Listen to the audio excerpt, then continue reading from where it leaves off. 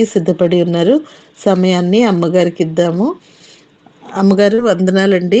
మీకు 6:10 వరకు సమయం ఉంటుంది. వాక్య సందేశాన్ని అందజేయవలసిందిగా ప్రేమపూర్వక ఆహ్వానము. వందనాలమ్మా. మరి యొక్క మంగళవారం దినమున పరిశుద్ధైన పరలోక తండ్రి మనల్ని అందరినీ సజీవ లెక్కలో చేర్చి ఆయన దివ్య సముఖాన్ని సన్నిధిని అనుగ్రహించినందుకు ప్రభుకు వేల స్తుతులు స్తోత్రాలు. మీతో వాక్యం పంచుకోవటానికి ప్రభు నాయుడుల చూపిన కృపను బట్టి స్తోత్రాలు. చేరి వచ్చిన మీ అందరికీ కూడా ప్రభు పేరిట శుభాభివందనాలు. ఈరోజు ఏర్పాటు చేయబడినటువంటి వాక్య భాగము హెబ్రీయులకు రాసిన పత్రిక 9వ అధ్యాయం 22వ వచనంలోని ఆఖరి భాగం చదువుతాను. హెబ్రీయులకు రాసిన పత్రిక 9వ అధ్యాయము 22వ వచనం యొక్క ఆఖరి భాగము. రక్తము చెందింపకుండా పాప క్షమాపణ కలగదు. అలాగే ప్రకటన గ్రంథము 1వ అధ్యాయము 18వ వచనము. నేను మొదటి వాడను, కడపటి వాడను, జీవించువాడను, మృతులనైతిని కానీ ఇదిగో యుగ యుగములు సజీవుడనై ఉన్నాను. ప్రార్థన చేసుకుందాము. పరిశుద్ధుడా మహోన్నతుడా దయగల తండ్రి, నీ దివ్యమైన సన్నిధి సహవాసము ఈ ఉదయకాలం మాకు అనుగ్రహించినందుకు స్తోత్రాలు చెల్లిస్తూ మీ దయగల హస్తాలకు మమ్మల్ని అప్పగించుకుంటున్నాం తండ్రి. ఆది అంతమైంది సమస్త మహిమ గంత ప్రభావం మీరే పొందుకోమని వాక్యం ద్వారా మమ్మల్ని హెచ్చరించమని ఆత్మీయంగా దినదినము నూతన పరచబట్టడానికి మా పరలోకపు తండ్రి ఆత్మలో వర్ధిల్లటానికి చాలినంత కృప మా అందరిలా మరించమని బ్రతిమాలుకుంటున్నాము. మా ఆత్మీయ నేత్రాలతో మిమ్మల్ని చూడటానికి, ఆత్మీయ స్వరాన్ని వినటానికి మాకు చెవులను నేత్రాలను అనుగ్రహించమని బ్రతిమాలుకుంటూ చేరి వచ్చిన ప్రతి బిడ్డ పైన మీ పరిశుద్ధాత్మ కుంభరింపు అనుగ్రహించమని వేడుకుంటూ ఈ సేవకురాలని మీ పరిశుద్ధ హస్తమును నీళ్ళలో భద్రపరచుకోమని ఆత్మచేత నింపి నా తండ్రి మీరే పరిశుద్ధ సత్యాలను బయలుపరచమని బ్రతిమాలుకుంటూ మమ్మల్ని అందరినీ మీ దయగల హస్తాలకు అప్పగించుకుంటూ ప్రభువైన యేసుక్రీస్తు పేరిట ప్రార్థించి వేడుకుంటున్నాం తండ్రి. ఆమేన్, ఆమేన్.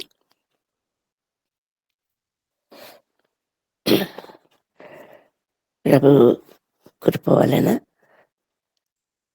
ఆయన నిరంతరము తరతరములు యుగ యుగాలు పురాతన కాలం నుండి శాశ్వత కాలం పర్యంతము జీవించే తండ్రి ప్రత్యక్షతలు అనుగ్రహిస్తూ మనల్ని బలపరుస్తూ స్థిరపరుస్తున్నటువంటి తండ్రి అయినందుకు ఆ ప్రభుకు వేల స్తుతులు స్తోత్రాలు చెల్లిద్దాము. మనము అడ్వెంట్ సీజన్లో ఉన్నాము. ప్రభు మొదటి ఆగమనము, ప్రభు యొక్క మార్గం సిద్ధపరచుటకు నేనే మార్గము సత్యము జీవంలో ఉన్నానన్న పరిశుద్ధ సత్యాన్ని బయలుపరిచి దాన్ని రుజువు చేసిన ప్రభు తిరిగి ఆ మార్గం ద్వారా వెళ్ళి ప్రభును సంపూర్ణంగా అంగీకరించి ఆ రక్షణ కలిగినటువంటి ప్రతి ఒక్కరిని తిరిగి తీసుకువెళ్ళటానికి రెండవ మారు రానంటున్న ప్రభువును ఈ సందర్భంగా మనము జ్ఞాపకం చేసుకుంటున్నాము. చాలా ఫాస్ట్గా క్రిస్మస్ వచ్చేస్తూ ఉంది. ఇంకా 10 రోజులు కూడా సరిగా లేదు. మరి ఈ కొద్ది కాలంలో సంపూర్ణంగా ప్రభు యొక్క ఆ పరిశుద్ధ సత్యాలను మనం ప్రతిదినము నెమరు వేసుకుంటున్నాము. ప్రతిదినము దేవుడు తన సేవకుల ద్వారా మాట్లాడుతుంటున్నాడు. దేవునికి వేల స్తుతులు స్తోత్రాలు.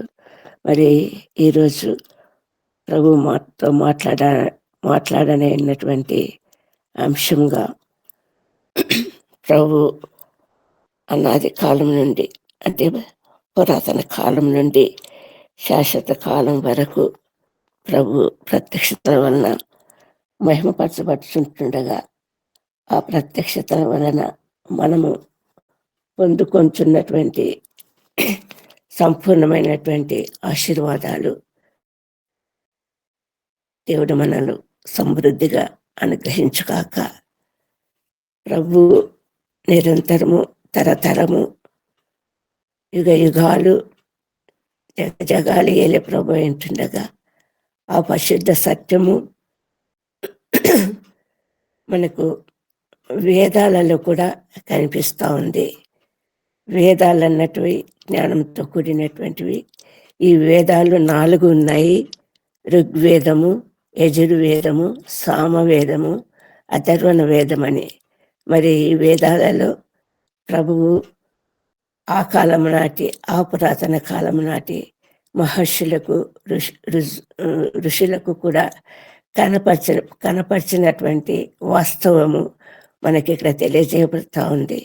వారు రాసిన శ్లోకాలలో మరి ఋగ్వేద శ్లోకంలో సర్వ పాప పరిహారో రక్త ప్రోక్షణ్ మనశ్యం తద్రక్తము పరమాత్మేన పుణ్యదాన బలియాగం అని రాయబడింది. అంటే సర్వ పాపముల విడుదల కావాలంటే రక్త ప్రోక్షణ కావాలి. ఆ రక్త ప్రోక్షణ మరి పాప విమోచన కలగచేస్తుంది. అంతేకాకుండా ఆ రక్త ప్రోక్షణ అనేది పరమాత్మేన పుణ్యదాన బలియాగం, పరిశుద్ధుడైన పరమాత్ముడైన దేవుని యొక్క బలియాగం ద్వారా ఆ రక్షణ కార్యము లేకపోతే ఆ పాప విడుదల జరుగుతుంది అన్నది ఆ శ్లోకం యొక్క అర్థము. అంతేకాకుండా సామవేదములో కూడా ఉత్తరాచ్య కంద అనే భాగమందు 67వ అధ్యాయంలో 7వ వచనంలో ఇలాగ రాయబడింది. లోకరక్షకుడైన దేవుడు తన్ను తానే తండ్రిగా, కుమారునిగా, బలమైన శక్తిగా బయలుపరుచుకొని భూమికిని ఆకాశమునకును మధ్య వేలాడి సంఘమును రక్షించును అని ఆ భావము, అందులో ఉన్నటువంటి ఆ శ్లోకం యొక్క భావము. అంటే యేసుక్రీస్తు ప్రభుల వారు మరి ఆకాశానికి మధ్యలో శిలువలో వేలాడి సంఘానికి రక్షించటానికి రక్షకుడుగా తను తానే ఒక బలమైనటువంటి శక్తిగా రూపొందించబడతాడు అన్నటువంటి వాస్తవం అక్కడ తెలియజేయబడుతుంది. అంటే పురాతన కాలం నుండి కూడా దేవుని ప్రత్యక్షత అనేకులు అనుభవిస్తూ వచ్చినారు అన్నదానికి ఇది తార్కాణంగా ఉంటున్నది. మరి పరిశుద్ధైన ప్రభు పరలోక రాజ్యాన్ని పోలినటువంటి ఏదైనా తోటను భూమి మీద కూడా నిర్మించి పరిశుద్ధమైనటువంటి స్థితిలో ఆదాము హవ్వలను ఏర్పరిచి ఆ పరిశుద్ధ సహవాసంలో ఆయనతో కూడా నడుస్తూ, తిరుగుతూ, సంచరిస్తూ ఆ దిగంబరులు, మన దృష్టికి దిగంబరులు కానీ దేవుని సన్నిధిలో వారు దేవుని యొక్క విలువైన ఆ వెలుగు అనే వస్త్రము కప్పబడి ఉన్నటువంటి స్థితిలో ఉన్నటువంటి ఆదాము హవ్వలు ఒకానొక దుర్దిన మందు శోధించబడి పాపంలోకి ఇరవబడి మరలు కొల్పబడి శోధింపబడి తండ్రికి విరుద్ధమైనటువంటి అజ్ఞాతి క్రమం వలన పాపానికి లోనయ్యి పాపం వలన మొత్తం జీతమైన మరణానికి లోనైనటువంటి పరిస్థితి మనకు కనిపిస్తుంది. అక్కడ మనకు ఆ మరణము నుండి మరి ఆ స్థితిలో నుండి వారికి విడుదల, విమోచన కావాల్సినటువంటి అవసరము స్పష్టంగా ఉన్నదన్నటువంటి వాస్తవాన్ని బట్టి వారు ఎప్పుడైతే ఆ విలువైనటువంటి వెలుగుయారో వారు దిగంబరులమని తెలుసుకుని మరి ఆకులను ఖచ్చితంగా వేసుకొని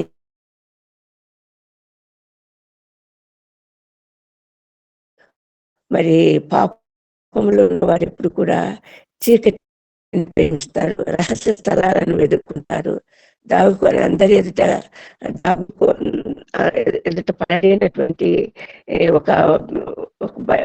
ఒకలాంటి మనస్తత్వం కలిగిన వారుగా వారు జీవిస్తారు. అటువంటి స్థితిలోకి ఈ ఆదమ హవ్వలు రావటం జరిగింది, దాక్కోవటం జరిగింది. మరి ప్రభు స్పష్టంగా కనుక్కున్నటువంటి విధానం కాకుండా మరి చర్మపు చొక్కాయలను తొలగించాడని వాక్యంలో రాయబడింది. అంటే దేనికి సాదృశ్యము? చర్మపు చొక్కాయలు రావాలంటే ఖచ్చితంగా అక్కడ అది ఏ జంతువైనా కానీ వధింపబడాలి, రక్తం చిందింపబడాలి. ఆ రక్తం చిందించబడినప్పుడు మాత్రమే పాపక్షమాపణ దొరుకుతుంది అన్నదానికి సాదృశ్యంగా వారి ఇహలోక సంబంధమైనటువంటి జీవితంలో ఎదురయ్యేటటువంటి ప్రతి విధమైనటువంటి చేయబోయే ప్రతి విధమైనటువంటి పాపం, లేకపోతే జీవించబోయేటటువంటి వారి యొక్క ఆ మార్గంలో ఎదురయ్యేటటువంటి ప్రతి శోధనలు పాపంలో పడకుండా తప్పించబడటానికి బలియాగం అవసరం అన్న వాస్తవాన్ని అక్కడ ప్రభువు సూచించడం జరిగింది. మరి అటువంటి ఈ లేఖనం భాగం మనకు ఆదికాండము 2వ అధ్యాయంలో కనిపిస్తూ ఉంది. అంతేకాకుండా మరి ఈ విడుదల, ఈ విమోచన అన్నది ఈ రక్తము ప్రోక్షింపబడకుండా జరగదు అన్నటువంటి విషయాన్ని మనము క్రమమైన పద్ధతిలో అనేక మార్లు దేవుడు ప్రస్ఫుటం చేస్తున్నటువంటి విషయము మనకు లేఖనాలలో మనము 14వ ఆదికాండము 14వ అధ్యాయంలో మనం చూస్తే అందులో ఒక యాజకుడు కనిపిస్తున్నాడు. ఆ యాజకుడు ఎవరంటే చూద్దామండి. ఆదికాండము 14వ అధ్యాయము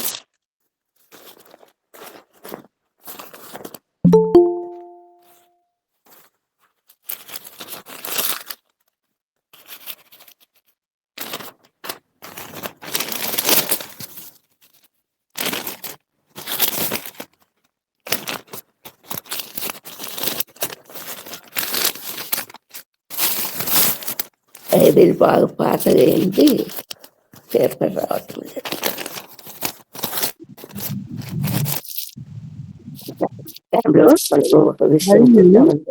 మరియు షాలెము రాజైన మెల్కీషెదెకు రొట్టెను ద్రాక్షరసమును తీసుకొని వచ్చెను. అతడు సర్వోన్నతుడగు దేవునికి యాజకుడు. ఆమేన్. అప్పుడు అతడు చాలమ్మా, చాలు, థ్యాంక్ యూ. ఇక్కడ మనము చూస్తున్నటువంటి విషయం ఏంటంటే దీనికి సంబంధించిన విషయంగా 14వ అధ్యాయం ఆరంభంలో ఇక్కడ ఒక యుద్ధము జరిగింది. ఆ యుద్ధములో మరి అబ్రహాము సంబంధమైనటువంటి సొదమలో కాపురం ఉన్నటువంటి తన సహోదరుని కుమారుడైన లోతుతో పాటు అతని భార్య, బిడ్డలు, ఆస్తి, ప్రజలు అందరూ చెర పట్టుకోబోయినారు. ఆ చెరను విడిపించటానికి మరి అబ్రహాము తన 318 మంది దాసులను వెంట పెట్టుకొని పోయి ఆ రాజులను తరిమి వారి యొక్క చెరను తప్పించి, రక్షించి, కాపాడినటువంటి పరిస్థితి మనకు కనిపిస్తా ఉంది. అక్కడ వచనంలో ఆస్తి యావత్తు తిరిగి తెచ్చి తన తమ్ముడైన లోతును, అతని ఆస్తిని, స్త్రీలను, ప్రజలను తిరిగి తీసుకొని వచ్చాను. ఒక చెర నుండి విడుదల, ఒక బంధం నుండి విడుదల అన్నది అబ్రహాం ద్వారా జరిగిన విషయం మనకి ఇక్కడ కనిపిస్తా ఉంది. ఆ చెర అన్నది, బానిసత్వం అన్నది పాపంతో సమానం. దేవుని దృష్టిలో పాపం ఎంత దాస్యము తెచ్చిపెడుతుందో, ఇతరుల ఆధిపత్యం కింద ఉండటం కూడా ఆ దాస్యం అన్నది కూడా ఒక బంధం అన్నమాట, ఒక చెర. ఇక్కడ అలాంటి పరిస్థితి ఏర్పడినప్పుడు అబ్రహాం వారిని రక్షించినటువంటి పరిస్థితిని బట్టి అక్కడ ఎవరు కనిపిస్తున్నారంటే మెల్కీసెదెకు కనిపిస్తున్నాడు.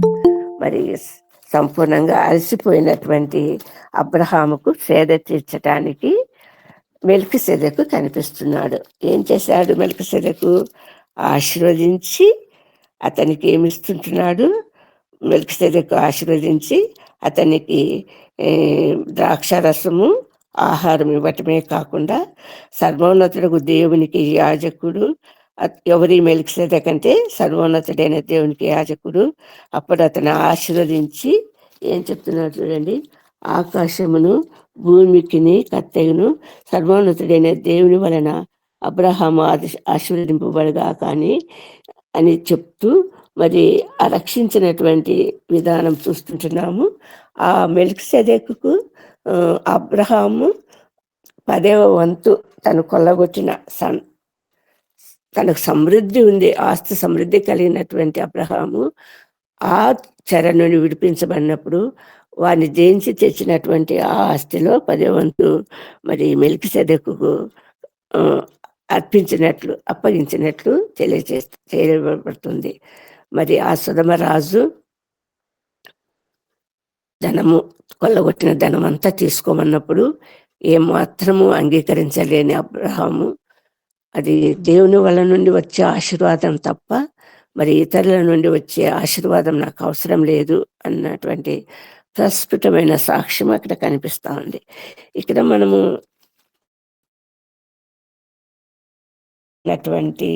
ఈ రాజుని గురించి మనము చూస్తే ఇంకా దీని గురించి సంపూర్ణమైనటువంటి అవగాహన మనకి ఎక్కడ కలుగుతుందంటే హెబ్రీలకు రాసిన పత్రిక 7వ అధ్యాయానికి వద్దాం. హెబ్రీలకు రాసిన పత్రిక 7వ అధ్యాయం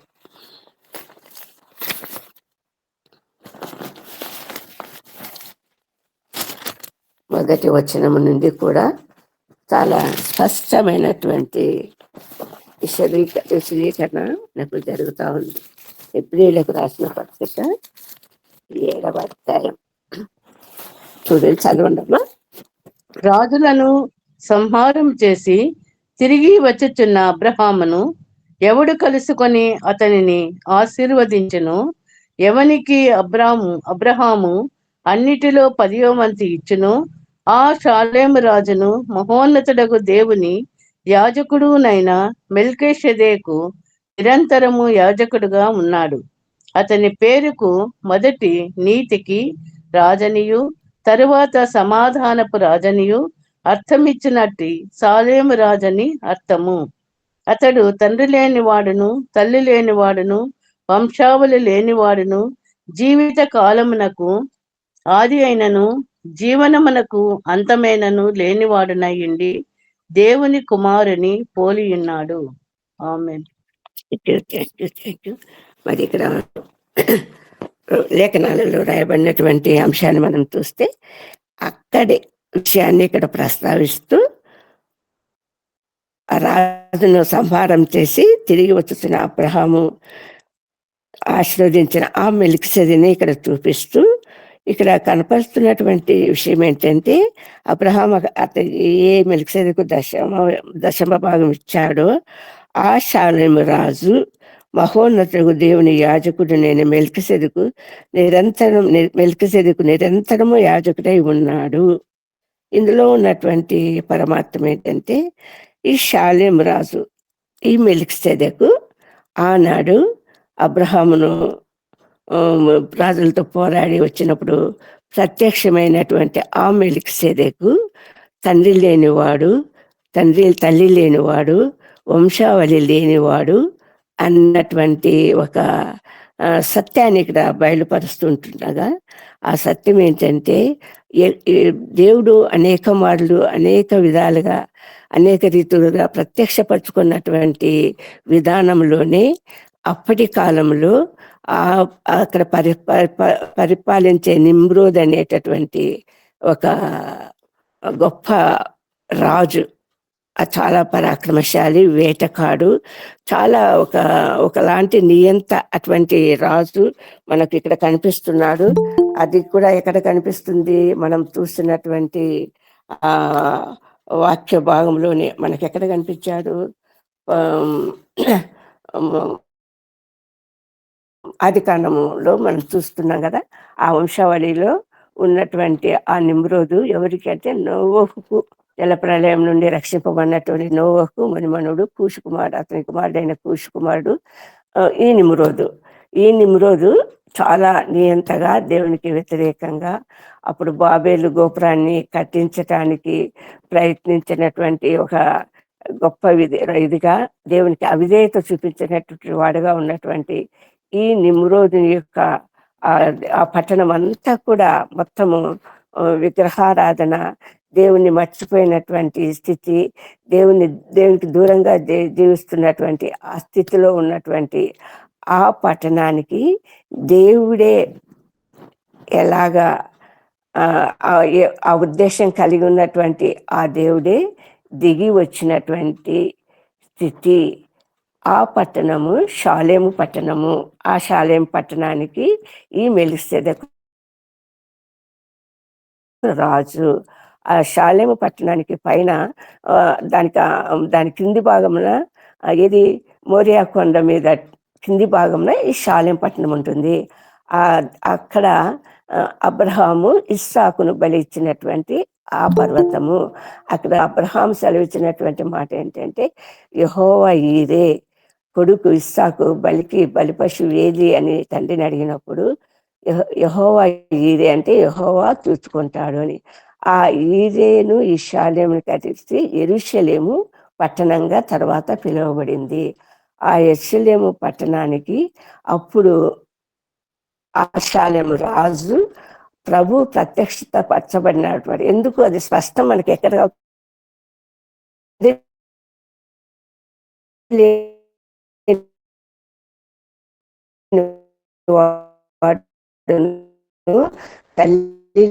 లేని వాడును అన్నటువంటి విషయం అక్కడ రాయబడి ఉంది. ఇక్కడ రాయబడినటువంటి విషయం అంటే యేసుక్రీస్తు ప్రభువు ప్రత్యక్షత కనపరిచినటువంటి క్రీస్తు ప్రభువు ఈ లోకంలోకి వచ్చాక మనము మత్తయి సువార్త మొదటి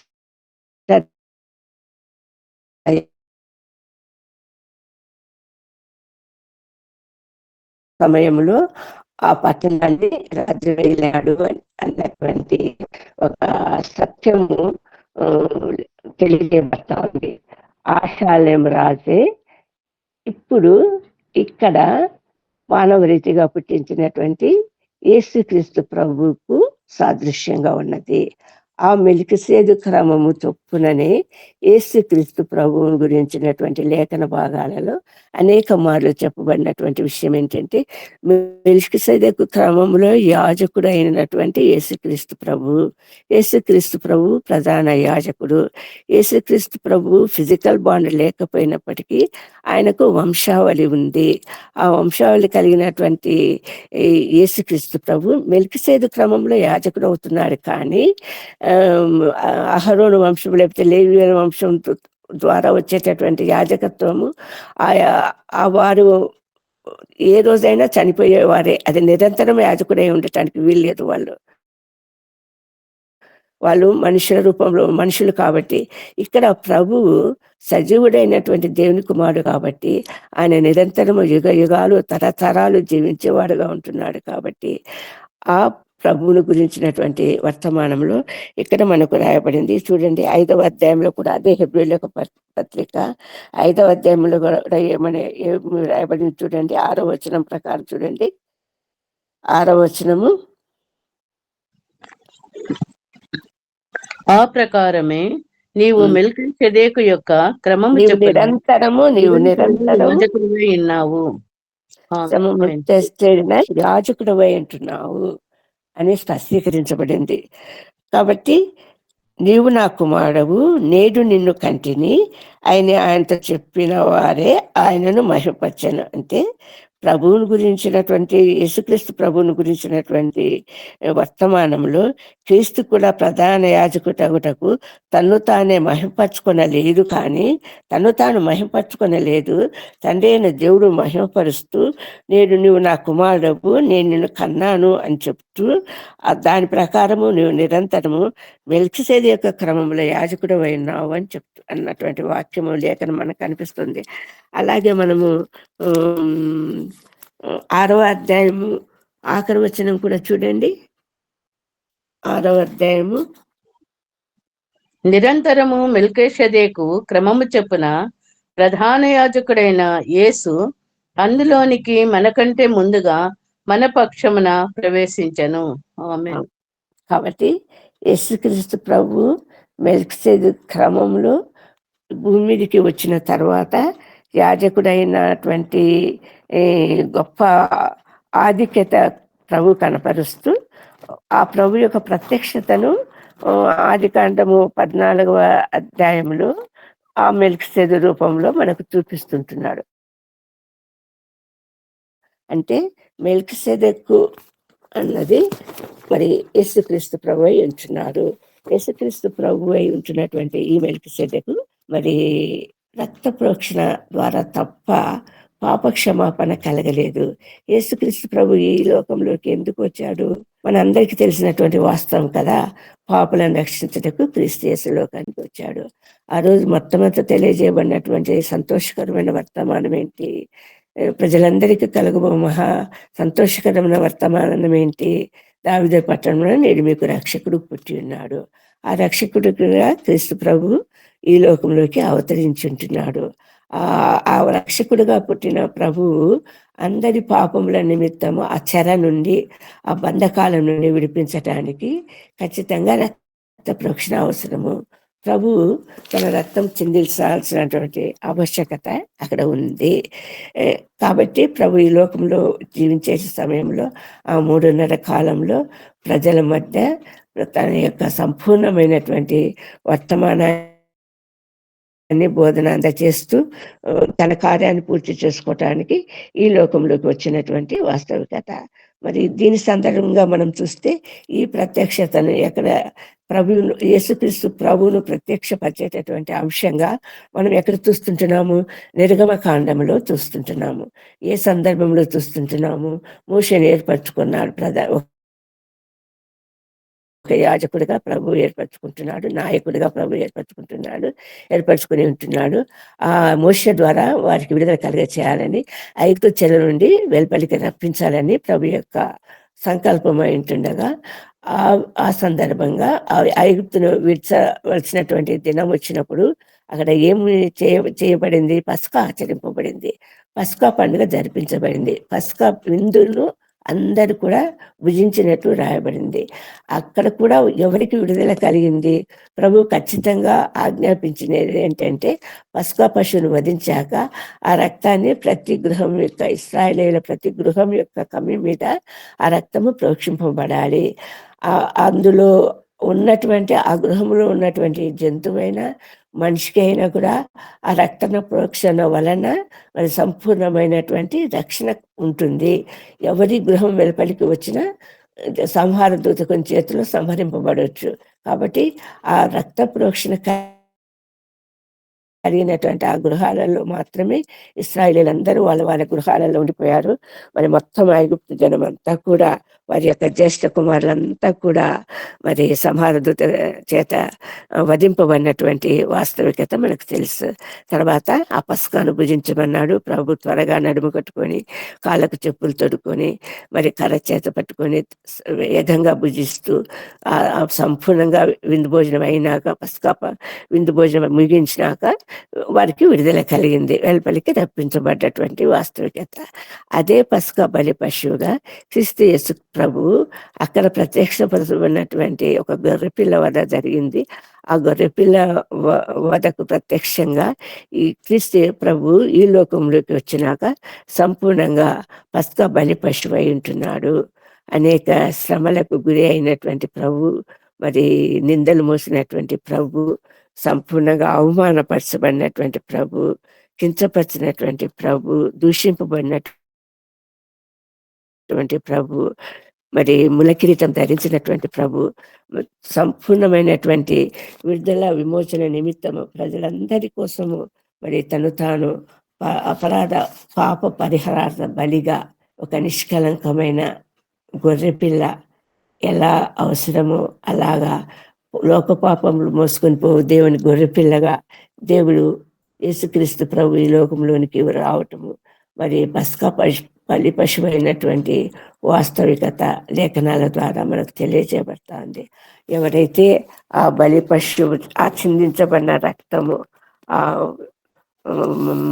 మరి బంట్రోతులు ప్రభు యొక్క ప్రక్కలను బల్లెంతో పొడిస్తే రక్తము నీళ్లు కారినటువంటి పరిస్థితి, ప్రభు శిలువ మీద మరణం నొందినటువంటి పరిస్థితి, శిలువలో రేలాడినటువంటి పరిస్థితి, భూమికి ఆకాశానికి మధ్య వేలాడినటువంటి పరిస్థితి. ఆ సంపూర్ణంగా ఒక పాపము చేసినటువంటి మనిషిని సిలువలో వేలాడి శాపగ్రస్తుడైనటువంటి మనిషే సిలువలో వేలాడతాడు. కానీ ఏ పాపం ఎరిగినటువంటి యేసుక్రీస్తు ప్రభుని ఆ రోజు సిలువ వేయటము జరిగింది. ఎందుకంటే అది దేవుని యొక్క ప్రణాళిక అయి ఉంటున్నది. ఆ రక్త ప్రోక్షణ ద్వారా తప్ప మరి జరగదు. ఇది ఆది కాలం నుంచి మనం చూసినప్పుడు ప్రభు బలులను ఏర్పరిచినటువంటి సంపూర్ణటువంటి హెబ్రీ పత్రిక అంతా కూడా ఆల్మోస్ట్ ఆల్ ఈ బలులను గురించే రాయబడింది. మరి గొర్రెల మీద రక్తం చేత, మేకల రక్తం చేత, బలులు అర్పించబడడం చేత చిందించబడినటువంటి రక్తము పాప పరిహారార్థ బలిగా అక్కడ అర్పించబడినటువంటి పరిస్థితి పాత నిబంధన కాలంలో మనం చూస్తుంటున్నాము. కానీ క్రమక్రమేణా ఆ బలులన్నది ఏ బలి కావాలి అన్నది ప్రభు స్పష్టంగా చూపిస్తూ మనము దావీదు రాజు సందర్భంగా మనం చూస్తే 51వ కీర్తనలో ఆ పాపం అన్నది ఎలా ప్రవేశించిందంటే ఆజ్ఞాతి క్రమం పాపం ద్వారా మరణం అన్నది సంభవించేటటువంటి శాపం పొందినటువంటి మనిషికి ఆ పాపం ద్వారానే మరి దావీదు అంటున్నాడు, నేను పాపములో పుట్టినవాడను, పాపములోనే నా తల్లి నన్ను గర్భము ధరించెను. అటువంటి స్థితి. కానీ నువ్వు బలులు కోరటలేదు, కోరిన ఎడల నేను అర్పిస్తాను. దహన బలి నీకు ఇష్టమైనది కాదు ప్రభువా, విరిగి నలిగిన మనిషి నీకు ఇష్టమైన బలి. ప్రభు ఆఖరుకు ప్రత్యక్షపరిచింది విధానం ఏంటంటే మేకపోతుల రక్తం కానీ, ఎడ్ల రక్తం కానీ, గొర్రెల రక్తము కానీ ఏది బలిగా అర్పించినప్పటికీ కానీ పాపక్షమాపణ జరగదు. కానీ ఒక పరిశుద్ధుడైనటువంటి లోక కళ్యాణం నిమిత్తము తను తాను అర్పించుకున్న బలి పశుగా అర్పించుకున్నటువంటి యేసుక్రీస్తు రక్తములో కడగబడటం వలన మాత్రమే ఆ పాప పరిహారము జరుగుతుంది, ఆ విడుదల విమోచన జరుగుతుంది అన్న వాస్తవాన్ని ధృవీకరించడానికి ప్రభు మొదట బలులను ప్రవేశపెట్టడం జరిగింది. ఆ బలులను సంపూర్ణంగా దేవునికి బలులను అర్పించటము మానివేసినటువంటి పరిస్థితి. సంపూర్ణంగా దేవుడికి హృదయం మాత్రమే అర్పణగా అర్పించాలన్నటువంటి, ఆయన మన హృదయాలు దేవునికి ఆలయంగా కావాలి అన్నటువంటి సంపూర్ణమైనటువంటి విశ్వాసము, నమ్మకము కలిగినటువంటి బిడ్డలుగా దేవుని సన్నిధిలో మనం నిలబడాల్సిన ఆవశ్యకత మనకుంది. అన్ని జనుల మధ్య ఇప్పటికీ బలి అర్పణలు జరుగుతూనే ఉంటున్నాయి. మేకపోతులు అర్పిస్తుంటున్నారు, కోళ్ళు అర్పిస్తుంటున్నారు, అనేక బలులు జరుగుతూ ఉన్నది. వాళ్ళ యొక్క దేవతల విగ్రహాల దగ్గర జరుపుతున్నారు. కానీ మనము ప్రభు ఆ బలిని కోరటం లేదు. ప్రభు కోరుతున్నటువంటి బలి ఏంటంటే సజీవయాగంగా తమను తాము బలిగా అర్పణగా అర్పించుకునేటటువంటి వారు ప్రభుకు కావాలి. కాబట్టే పౌలు అంటున్నాడు, మిమ్మల్ని మీరు ఆయనకు సమర్పించుకోండి అంటున్నాడు. అటువంటి బలి అర్పణ దేవునికి అవసరమై ఉంటుంది. దేవుడు మన కోసం ఎలా అర్పించబడ్డాడో అలాగే మనం కూడా ఆయన రాజ్యమునకు వాసులు కావటానికి, ఎప్పుడైతే లోకములో పాపం ప్రవేశించిందో ఆ పాపం ప్రక్షాళన కోసము ప్రభు ఈ లోకంలోకి మనుష్యాకారంగా మానవావతారం ఎత్తి ఈ లోకంలోనికి ప్రవేశించాడు. ఆ యొక్క ముఖ్య ఉద్దేశం నెరవేర్చబడటానికి, తండ్రి యొక్క చిత్తం నెరవేర్చబడటానికి ప్రభు తను తాను సంపూర్ణంగా దేవునికి లోబర్చుకొని ఆయన చిత్తానుసారంగానే ముందుకు సాగినటువంటి మన ప్రభు అయి ఉంటున్నాడు. యేసుక్రీస్తు ప్రభు యొక్క పరిశుద్ధమైనటువంటి రక్తం వలన కడిగబడినటువంటి ప్రతి వాడు కూడా మరి ఆయనకు వారసులై ఉంటున్నారు, ఆయనకు స్వాస్థ్యమైంటున్నారు. మరి యొక్క ప్రత్యక్షత మనం ఇక్కడ కూడా చూస్తుంటున్నాము. ఎక్కడ చూస్తుంటున్నాము? యాకోబు కలిగినటువంటి ప్రత్యక్షతలు. మరి యాకోబు ఒంటరిగా ప్రయాణమైపోయినప్పుడు, బేర్షెబాకు ప్రయాణమైపోయినప్పుడు మరి విశ్రాంతి తీసుకునే సమయంలో రాయిని తలగడగా తీసుకుని ఉన్నటువంటి సమయంలో ప్రభు ప్రత్యక్షతను సూచించినారు. అప్పుడు ఒప్పుకున్నటువంటి విషయం ఏంటంటే, ప్రభువా నీకు దశమ భాగంగా అర్పిస్తాను. ఎప్పుడు నువ్వు నాకు వాగ్దానం ఇచ్చినట్లుగా ఆ రోజు ఆ దర్శనంలో ప్రభు సంపూర్ణంగా వాగ్దానం ఇస్తాడు. తిరిగి నువ్వు సంపూర్ణంగా దేవుని చేత కృప పొందిన వాడిగా తిరిగి వస్తానని, నేను తిరిగి నా తండ్రి ఇంటికి చేస్తే దశమ భాగం ఇస్తానని ఆ సమయంలో ఒప్పుకున్నాడు. అదే యాకోబును తిరిగి మనం ఎక్కడ చూస్తుంటున్నాము? పెనియేలు అనుభవంలో చూస్తుంటున్నాను. పెనియేలు అనగా ఈ ముఖాముఖిగా దేవుని చూచటము. యాకోబు ముఖాముఖిగా దేవుని చూసిన అనుభవం మనం చూస్తుంటున్నాం. తండ్రి ఇంటికి తిరిగి వచ్చేటప్పుడు మార్గ మధ్యంలో తిరిగి ఆ అనుభవం ఎదుర్కొన్నాడు. ఒక నరుడు తనతో పోరాడేవాడిగా ఎదుర్కొన్నాడు. ఆ నరుడు పోరాడే నరుడే మరి దేవుడే అంటున్నాడు, ప్రభు అంటున్నాడు. ఆ ప్రభువును ముఖాముఖిగా చూచితిని అన్నటువంటి సంపూర్ణమైనటువంటి అనుభూతిని పొందినటువంటి యాకోబును మనం చూస్తుంటున్నాము. అక్కడ మరి పెనియేలు అనుభవంలోకి నడిపించబడినటువంటి యాకోబు ఇశ్రాయేలుగా మారిపోయినటువంటి ఆశీర్వాదం పొందినటువంటి విషయం కూడా లేఖనాల ద్వారా మనకు తెలియజేయబడతా ఉంది. అంటే ప్రభు యొక్క ప్రత్యక్షత అన్నది ఆది నుండి అంతం వరకు జరుగుతూనే వచ్చింది. అది శాశ్వత కాలము. మరి తిరిగి ప్రభు వచ్చు పర్యంతము మరి ఇది జరగవలసినటువంటి పరిస్థితి మనం చూస్తుంటున్నాము లేఖనాలలో. యేసుక్రీస్తు ప్రభు జనన విధానము ప్రకటించబడినటువంటి మొదటి అధ్యాయాలన్నింటిలో, సువార్తల భాగములన్నింటిలో కూడా మరి ముఖ్యంగా లూకా సువార్తలు మనం చూస్తున్నది ఎలిజబెత్, మరియా, యోసేపు, జకరియా, సిమియోను, హన్న వీరందరూ దేవుని యొక్క ఆత్మచేత నింపబడి దేవుని గురించినటువంటి పరిశుద్ధ సత్యాలు బయలుపరచబడినటువంటి మాటలు మనము మాటల ద్వారా వెల్లడించబడినటువంటి స్థితి. అంటే ప్రభు ఎప్పుడు కూడా తను ప్రేమించిన వారందరికీ కూడా తను కనపరుచుకుంటూ ఆ రోజు సంసోను పుట్టుకను గురించినటువంటి వర్తమానం కూడా మరి మనోహ యొక్క భార్యకు పొలంలో పనిచేసేటప్పుడు పొందినటువంటి అనుభవం మనం చూస్తుంటున్నాము.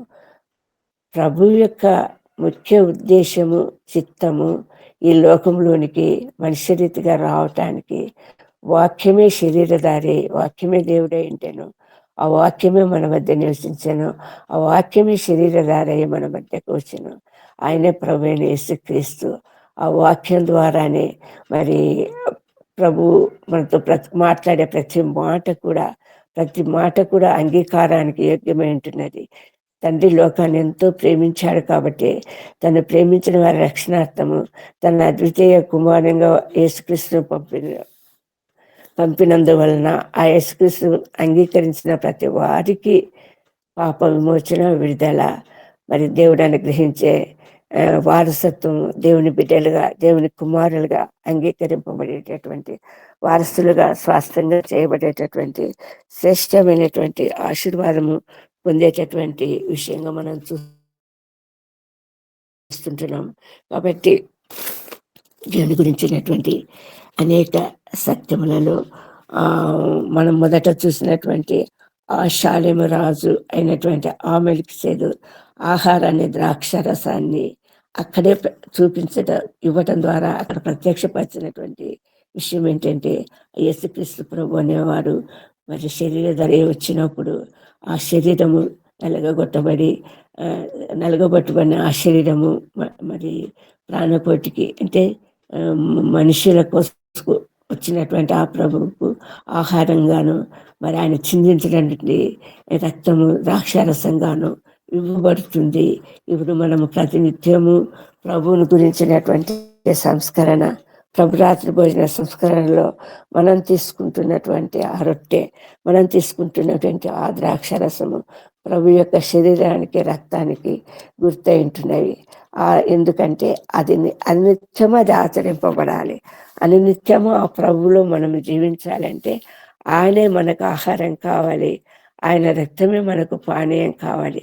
ఆ పరిశుద్ధమైనటువంటి ఆ ప్రభురాత్రి భోజనం అన్నది మనం ఎలాగా తూలి తొట్టిల్లకుండా పడిపోకుండా ముందుకు నడవటానికి ఆ నిత్యమైన వెలుగు, శాశ్వతమైన వెలుగులో మనకు ముందుకు నడిచేటటువంటి ఒక గొప్ప ఆధిక్యత ఆ మార్గం ప్రభు చూపించుండగా ఆ మార్గంలో మనం నడవవలసినటువంటి సంపూర్ణమైనటువంటి ఒక నిరీక్షణ, నమ్మకము, నిరీక్షణ కలిగినటువంటి జీవిత విధానంలో ఈ లోకంలో ఉన్నంత కాలము మనము ప్రభువును మన జీవితంలో మన మాటల ద్వారా, మన క్రియల ద్వారా ఆ ప్రభును ప్రత్యక్షపరచాల్సినటువంటి ఒక గొప్ప బాధ్యత మన మీద ఉంది. ఎప్పుడైతే మనం బాధ్యత కలిగి ఉంటామో ఆ బాధ్యత కలిగినటువంటి మనము ప్రభువుకు సంపూర్ణంగా ఆయన సేవలో ఆయనను గురించినటువంటి బోధలో కానీ, ఆయనను గురించినటువంటి పనులలో కానీ, పరిచర్యలలో కానీ, మన నడవడిలో కానీ అనుక్షణము ప్రభువును మరి చూపించేటటువంటి వారుగా ఉండాలి. మన మాట, మన క్రియ, మన తలంపు సంపూర్ణంగా యేసుక్రీస్తు ప్రభువును, అందుకే తనను పోలినటువంటి నిర్మాణం మనకు గ్రహించాడు. తనను పోలినటువంటి తన స్వరూపములో ప్రభు మనల్ని రూపించినటువంటి కారణము ఇదే. తనలాగానే తనను పోలినటువంటి రూపంలోనే ప్రభు జీవించాలన్నటువంటి ఉద్దేశంతోనే ప్రభు మానవుని నిర్మించినటువంటి సందర్భం ప్రభు అట్లా ప్రత్యక్షంగా మనకు చూపించుంటున్నాడు. కానీ మానవుడే తన దురాశల చేత ఈరోబడి శోధించబడినవాడు, మరలు గొల్పబడి శోధించబడిన వాడే పాపంలోకి ఈరోబడి మరి గొప్ప పాప జీవితంలోనికి రావటం జరుగుతుంది. అందు నిమిత్తమే ప్రభు శరీరధారి మన మధ్యకు వచ్చి అటువంటి శోధనను జయించవలసినటువంటి స్థితిని మనకు కనపరిచి తను కూడా శోధించబడిన ప్రభు వాక్యం ద్వారా సంపూర్ణంగా వాక్యమనే ఖడ్గం ద్వారానే అపవాదిని ఎదిరించి సంపూర్ణ జయం పొందినటువంటి ప్రభును మనకు ప్రత్యక్షపరుచుకున్నాడు.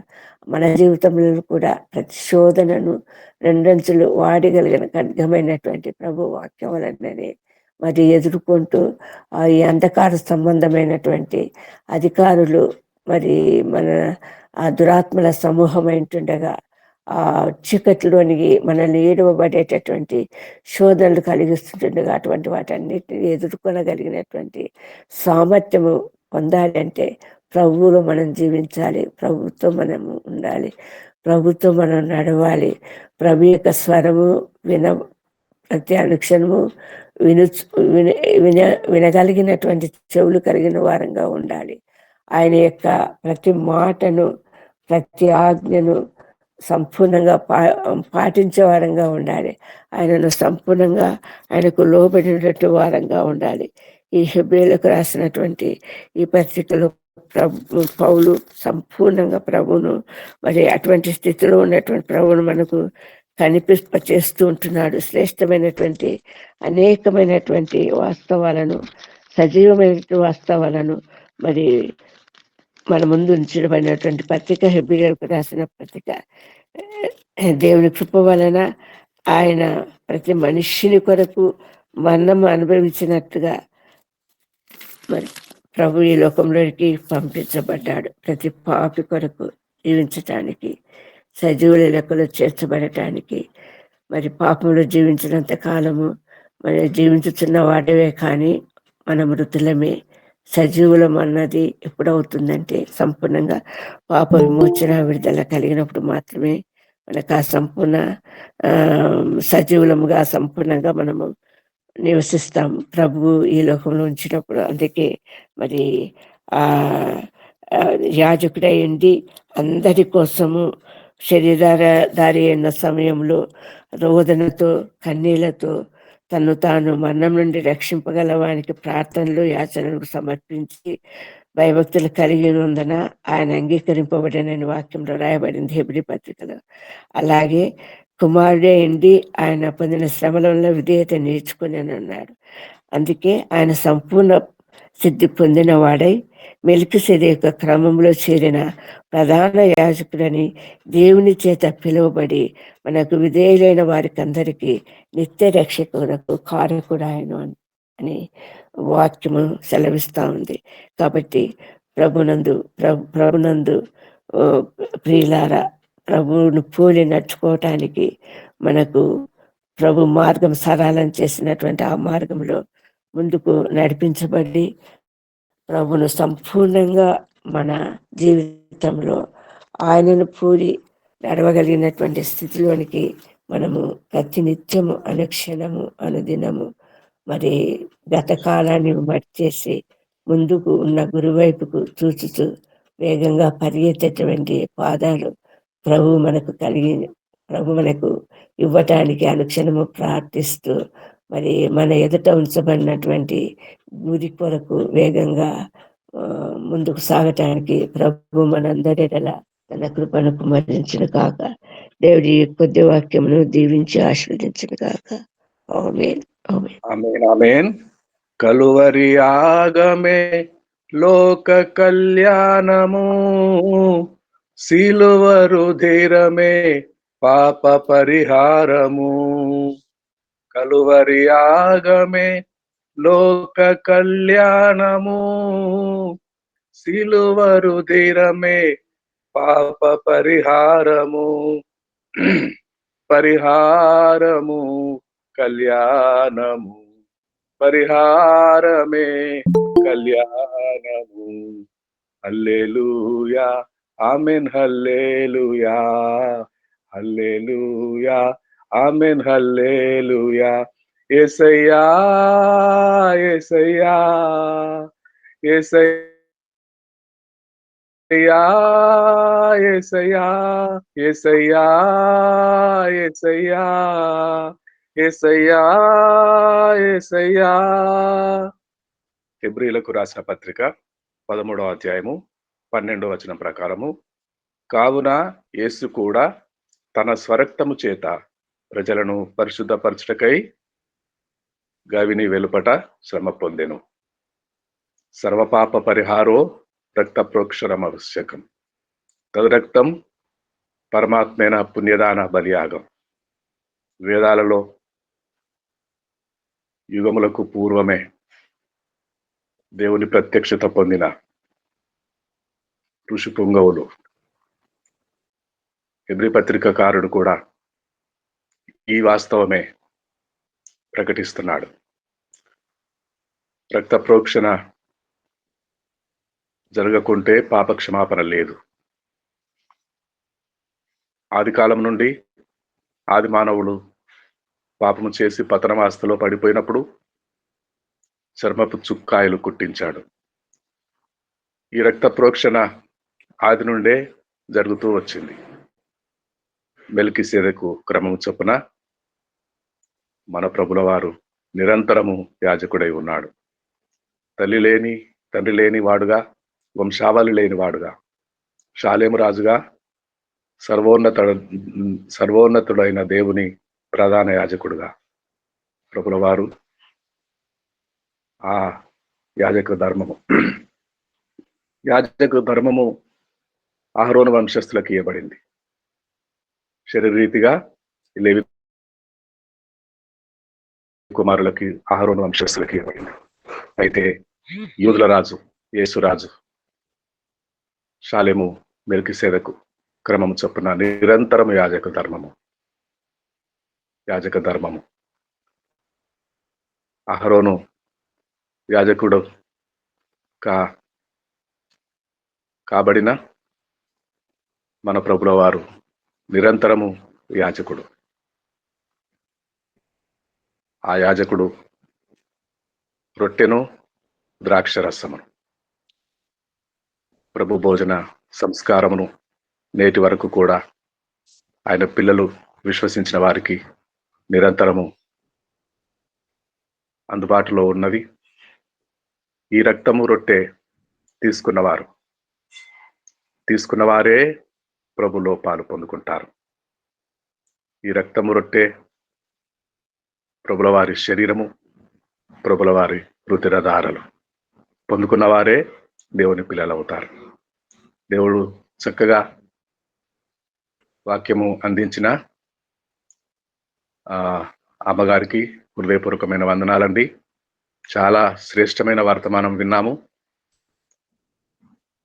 వేదాలలో మొదలుపెట్టి ప్రభువులో సంపూర్ణం చేసి నిరంతరము యాజకత్వము పొందిన మెల్కీసెదెకు క్రమము చొప్పున రొట్టెను ద్రాక్షరసము తెచ్చి మనకు నేటి వరకు ఇచ్చుచున్న ప్రభుల వారు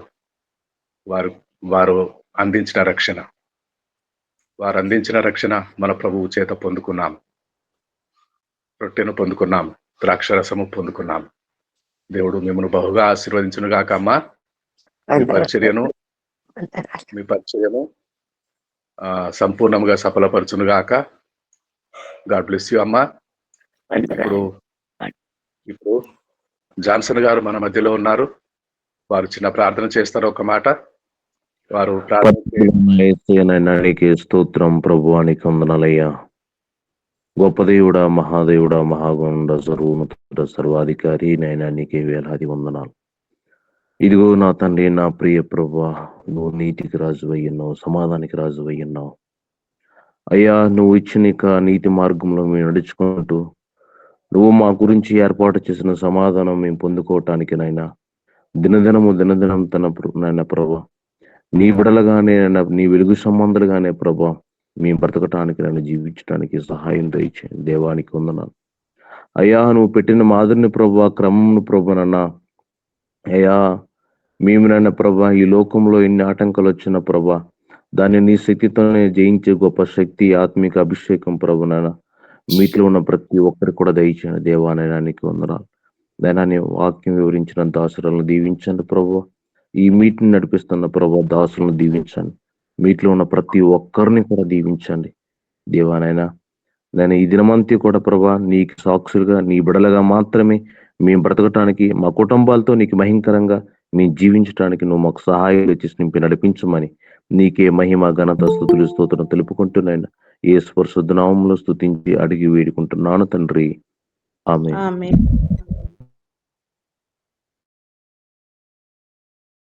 ఆమేన్. ఆమేన్. చక్కగా ప్రార్థించిన జాన్సన్ గారికి హృదయపూర్వకమైన కృతజ్ఞతలు, ధన్యవాదాలు తెలియజేస్తూ, అయితే చివరిలో ఒక మాట. ఈరోజు కాసేపట్లో హాస్పిటల్కి వెళ్తున్నాము. కుడి కన్నుకి లేజర్ చేయవలసి ఉన్నది. మరి కొద్దిసేపట్లో బయలుదేరుతాము. మీరందరూ ప్రార్థన చేస్తారని నా విశ్వాసం, నా నమ్మకం. ఎందుకంటే ఆత్మీయులు, నా హృదయమునకు సమీపస్తులు, పరిశుద్ధులు, మీ అందరి ప్రార్థన వలన నా కంటి చూపు మెరుగవుతుందని నా నమ్మకం. మీరందరూ ప్రార్థన చేస్తారండి. ప్రార్థన చేయవలసిందిగా పేరు పేరు వరుసన చేతులు జోడించి వినవించుకుంటున్నాను. ప్రభు నేర్పిన ప్రార్థన చెప్పుకుందామండి. ప్రభు నేర్పిన ప్రార్థన.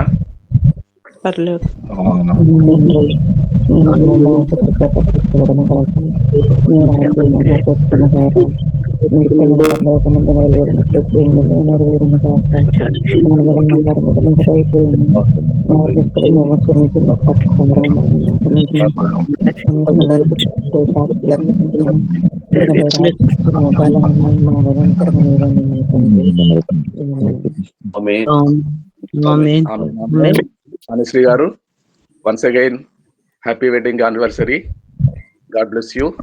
దేవుడు మిమ్మల్ని బహుగా ఆశీర్వదించి కాపాడును గాక. Thank you sir. Thank you. Grace మనోరంజనమ్మ గారు చక్కని వాక్యము గురించిన అమ్మగారు మన మధ్యలో ఉన్నారు. వారు ఆశీర్వాదం విడుదల చేస్తారు. వాణిశ్రీ గారు, happy wedding anniversary, happy married life. Thank you. God bless you both. Thank you.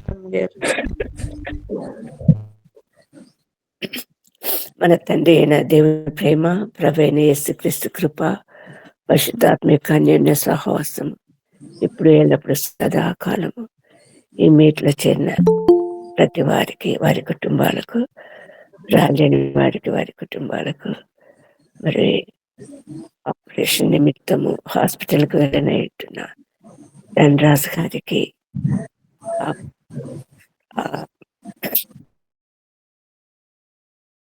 స్వస్థత నిమిత్తం జరిగే ప్రతి విషయంలో నిరంతరము సంపూర్ణంగా తోడైండును కాక. వందనాలండి. వందనములు అందరికీ ప్రైజ్ అందరికీ వందనాలండి. వందనాలండి. ఇంతటితో తెలుగు సభ